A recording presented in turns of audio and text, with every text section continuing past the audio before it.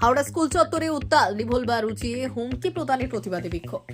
হাওড়ার আমতা থানার সোনাময়ী Fateh Singh Nahar high school চত্বরে সোমবার উত্তাল পরিস্থিতি তৈরি হয় যখন স্কুলের দুই নবম শ্রেণীর ছাত্রের মধ্যে ঝগড়া এবং হাতাহাতি ঘটে। অভিযোগ, এক ছাত্র বাড়ি থেকে রিভলভার এনে সহপাঠীকে হত্যার হুমকি দেয়। পরে অন্যান্য ছাত্র ও শিক্ষকরা পরিস্থিতি নিয়ন্ত্রণে আনার চেষ্টা করলে হুমকিদাতা ছাত্র স্কুল থেকে পালিয়ে যায়। ঘটনার পর স্কুল কর্তৃপক্ষ আমতা থানায় লিখিত অভিযোগ দায়ের করে। তবে পুলিশ জানিয়েছে, ঘটনাটি শুধুমাত্র খেলনা দিবস উপলক্ষে ছোট ধরনের হুমকি প্রদানের বিষয় হিসেবে দেখা হয়েছিল। সেই তথ্য স্থানীয় বাসিন্দারা মানতে নারাজ। তারা দাবি করছেন, দোষী ছাত্রকে স্কুল থেকে অপসারণ করা হোক এবং কিভাবে সে রিভলভার হাতিয়ে আনতে সক্ষম হলো তা তদন্ত করা হোক।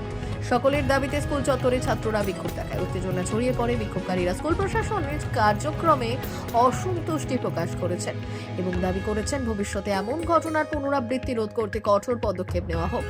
এ ব্যাপারে স্কুল কর্তৃপক্ষের পক্ষ থেকে এখনো কোনো মন্তব্য পাওয়া যায়নি। পুলিশ পরিস্থিতি নিয়ন্ত্রণে রেখেছে এবং প্রাথমিক তদন্ত শুরু হয়েছে।